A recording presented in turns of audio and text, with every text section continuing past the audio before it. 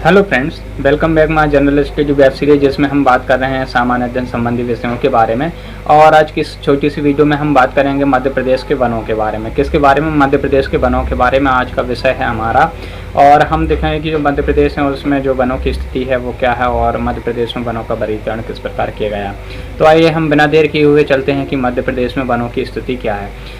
सबसे पहले हम ये पता कर लेते हैं कि देखो, जो मध्य प्रदेश है वो भारत के मध्य में स्थित है, और मध्य में स्थित होने के साथ साथ इसमें जो वनों की संपदा है, वन संपदा से ये भरपूर है। क्या है? वन संपदा से भरपूर है। मध्य प्रदेश में जो वनों की स्थिति है वो बहुत ही ज़्यादा संपन्न है, अच्छी है। और जब से छत्तीसगढ़ पृथक हुआ है उसके बाद भी कह सकते हैं कि मध्य प्रदेश में वनों की स्थिति फिर भी ठीक ठाक है।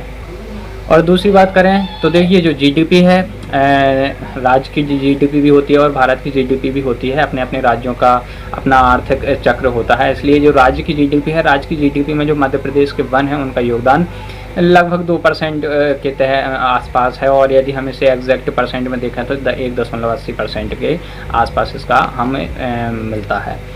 और हम इसकी बात करें कि इसका भौगोलिक क्षेत्र की तुलना में इसका वन क्षेत्र क्या है, तो देखिए, भौगोलिक क्षेत्र की तुलना में इसका 1/3 वन क्षेत्र पाया जाता है मध्य प्रदेश का। मध्य प्रदेश में भौगोलिक क्षेत्र का 1/3 वन क्षेत्र पाए जाते हैं। और यदि एग्जैक्ट परसेंट की बात करें तो 30.72% क्षेत्रफल पर वन क्षेत्र पाए जाते हैं। तो ये हमने बात करी कि मध्य प्रदेश में जो वन है, वनों की स्थिति क्या है, ठीक है। और एक बात और याद रखना कि जो मध्य प्रदेश का वन क्षेत्र है कुल भारत के वन क्षेत्र का लगभग 13% है, 12 कुछ परसेंट होता है। तो हम मोटा लेकर चलेंगे तो वो 13% होगा। लेकिन जो इससे हमें पता चलता है कि जो मध्य प्रदेश है वनों के रूप से कितना संपन्न और कह सकते हैं कि धनवान है।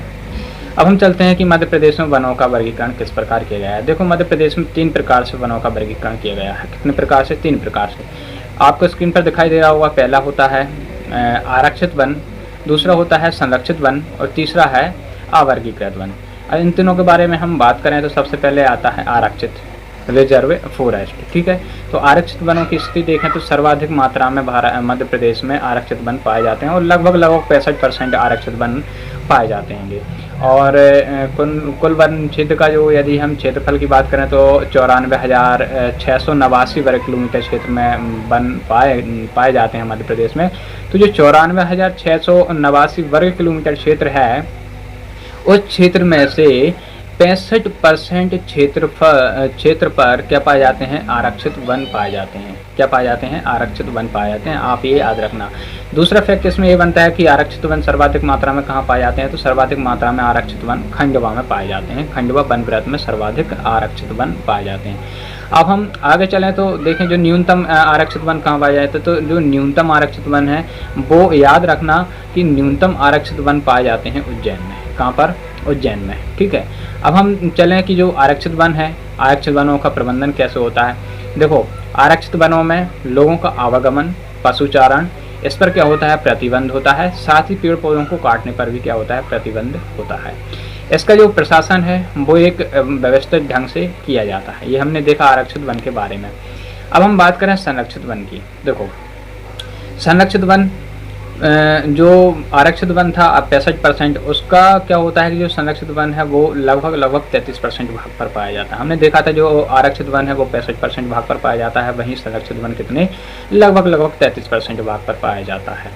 तो ये भी बहुत ज़्यादा क्षेत्रफल पर पाया जाता है, इसलिए इसका भी प्रोटेक्शन करना बहुत ही आवश्यक हो जाता है। इसलिए इंग्लिश में इसका नाम होता है प्रोटेक्टेड फॉरेस्ट। क्या? प्रोटेक्टेड फॉरेस्ट, ठीक है, संरक्षित वन।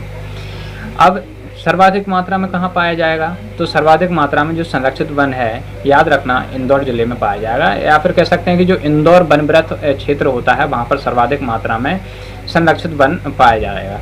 और सबसे कम मात्रा में, तो सबसे कम मात्रा में जो संरक्षित वन है वो वहीं पाए जाएंगे जहाँ पर सबसे ज़्यादा मात्रा में आरक्षित वन पाए जाते हैं। क्योंकि यदि आरक्षित वनों की मात्रा ज़्यादा होगी तो संरक्षित वन की मात्रा सबसे कम होगी, ये याद रखना। तो खंडवा जिले में हमने देखा था कि सबसे ज़्यादा मात्रा में आरक्षित वन पाए गए थे, तो वहीं पर क्या हो जाएगा? सबसे कम मात्रा में संरक्षित वन पाए जाएंगे। प्रोटेक्टिव फॉरेस्ट सबसे कम मात्रा में वहीं पर पाए जाएंगे।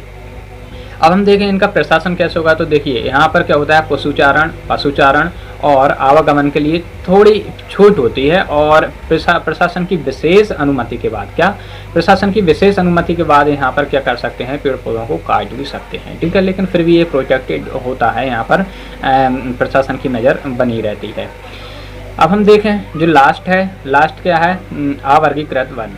अब बचा देखो 65% था हमारा आरक्षित और 33% हमारा था संरक्षित, बाकी बचा 2%। तो जो शेष 2% है उस पर अवर्गीकृत वन क्षेत्र पाए जाते हैं, और अवर्गीकृत वन क्षेत्र में सारी गतिविधियां बिना प्रतिबंध के चालू रहती हैं, ठीक है। और ये इन 2% भाग पर पाया जाता है, तो इसका इतना ज़्यादा महत्व होता भी नहीं है। तो ये देखा हमने मध्य प्रदेश में वन की स्थिति और वनों का वर्गीकरण। आज के इस वीडियो में बस इतना ही। अगली वीडियो में हम कुछ और टॉपिक्स के बारे में बात करेंगे। वीडियो देखने के लिए धन्यवाद।